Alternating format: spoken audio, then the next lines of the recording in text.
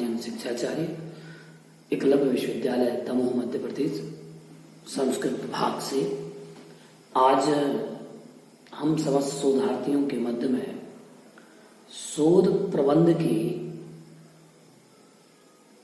लिखने की पद्धति किस प्रकार होना चाहिए और शोध प्रबंध किस प्रकार से निर्मित किया जाता है और शोध प्रबंध के कितने भाग होते हैं, इस विषय पर हमें आज चर्चा करनी है।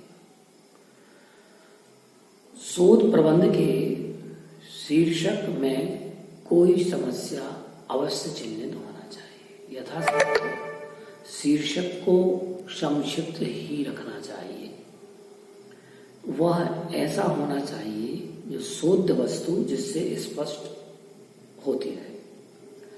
शोध प्रबंध के 3 प्रमुख भाग हैं: पूर्वानुबंध, मध्यानुबंध और पश्चानुबंध।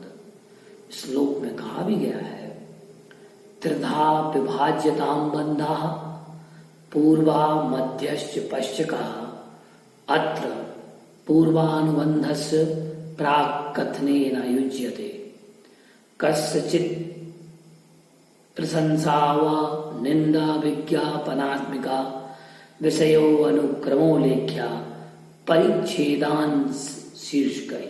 अर्थात यहाँ पूर्वानुबंध में सर्वप्रथम प्राक्कथन लिखा जाता है, जिसमें कि किसी व्यक्ति या विद्वान की प्रशंसा या निंदा का विज्ञापन नहीं करना चाहिए।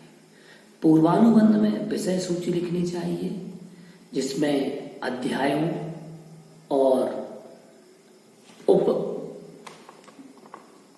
खंडों की पृष्ठ संख्या भी देना चाहिए। पुनः संदर्भ ग्रंथों की संकेत सूची भी हमें देना चाहिए। इस तरह होनी चाहिए जैसा कि ग्रंथादि का संक्षिप्त संकेत शोध प्रबंध में किया गया है। जैसे रघु संकेत है, लेकिन पूरा नाम रघुवंश है। श्रीमद लिखा तो उसका पूरा नाम क्या है? श्रीमद् भागवत महापुराण। अपन ने लिखा ता और सु, तो ता और सु का क्या होगा अर्थ? तत्वार्थ सूत्र। आ पु आदि पुराण, उ पु उत्तर पुराण, अथवा भा और शा भावना सारो, ये प्राकृत ग्रंथ है। तो ये इस प्रकार से हमें संकेत सूची भी तैयार साथ में करते जाना चाहिए। मध्यानुबंध में जो मध्य का भाग होता है, इस शोध प्रबंध का सर्वाधिक महत्वपूर्ण अंश है। इसमें अनेक अध्यायों में शोध वस्तु का सम्यक विवेचन किया जाता है। इसके प्रत्येक प्रघटक को सब प्रमाण प्रस्तुत करना चाहिए। मध्यानुबंध जो है, मध्यानुबंध में शोध की जो उपकल्पनाएं हैं, शोध का जो विभाजन किया है, शोध प्रबंध का जो विभाजन किया गया अध्याय क्रम से, प्रत्येक अध्याय क्रम से प्रत्येक अध्याय का वर्णन सब प्रमाण प्रस्तुत किया जाता है।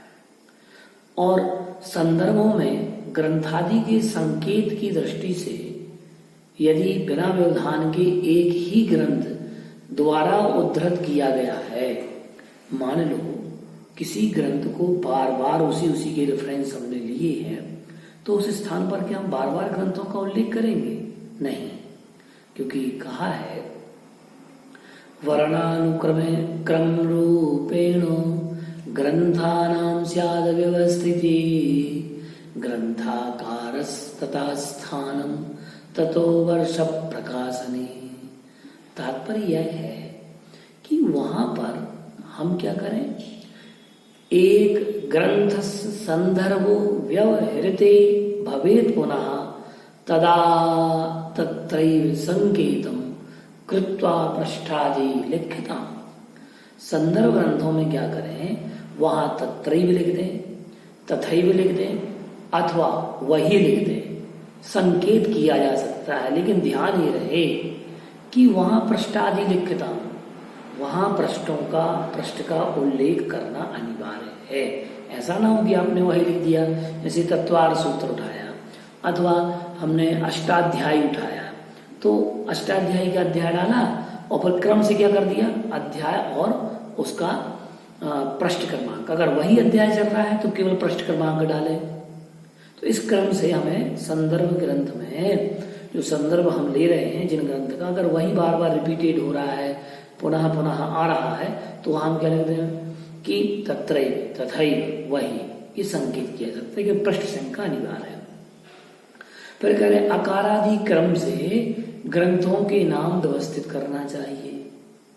पहले अब संदर्भ ग्रंथ सूची की बात कर रहा हूं यहां पर कि ग्रंथकार, पहले ग्रंथकार, फिर वर्ष और फिर प्रकाशन का उल्लेख करना चाहिए। पश्चानुबंध में यदि अपेक्षित है तो परिशिष्ट ग्रंथ सूची, पारिभाषिक शब्दों की सूची, क्योंकि कहा है पश्चबंधे दुबंधस्य संदर्भ ग्रंथ सूचिका पारिभाषिक पदोल्लेखो महताम नाम संग्रहा। तो विशिष्ट आचार्यों ग्रंथों की सूची जिस पृष्ठ में उसका उपयोग किया गया है उस पृष्ठ की संख्या के साथ यहाँ पर हमें देना चाहिए। अब प्रस्तावना जो है वह शोध प्रबंध के पूर्वानुबंध में रखी जाती है, किंतु उसका लेखन शोध प्रबंध के पूर्ण होने पर ही किया जा सकता है। क्यों किया जाएगा शोध प्रबंध के पूर्ण होने पर?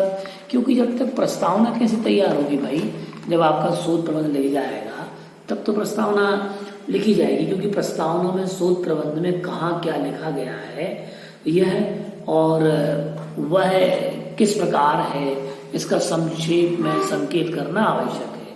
शोध प्रबंध को 2 बार लिखना चाहिए जिससे उसकी त्रुटि परिमार्जित की जा सके। पुनरुक्ति, बार बार वही शब्द का रिपीटेड, बार बार वही शब्द आना, उसी शब्द की पुनरावृत्ति होना, अनपेक्षित अंश को निकालना और अनावश्यक अंश, जो अनावश्यक अंशों को निकाल देना, आवश्यक अंशों को हमें रख लेना, उसका संयोजन करना।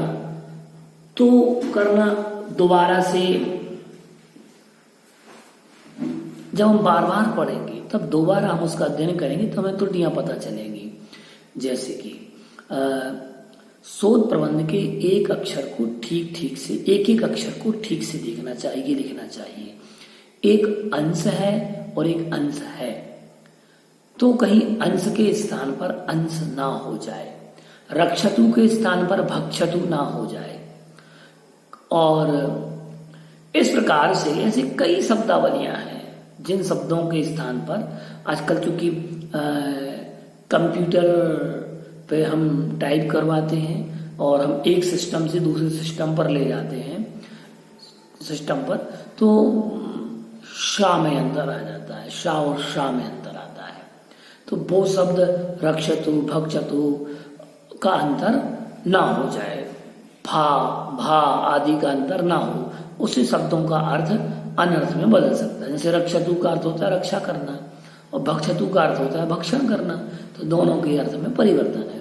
तो इस प्रकार से हमने आज जाना कि शोध प्रबंध के 3 भाग हैं, पूर्वानुबंध, मध्यानुबंध और पश्चानुबंध। इन तीनों भागों का शोध प्रबंध में होना अनिवार्य है। तो इस प्रकार से शोधार्थी इस बात का पूरा ध्यान रखें और अपने शोध की गति को आगे बढ़ाएं और शोध प्रबंध की गति के साथ अपनी मति को भी तीव्र रखें, क्योंकि जैसे आपकी मति होगी वैसे ही शोध प्रबंध की गति होगी। ठीक है ना। नमस्कार साथी।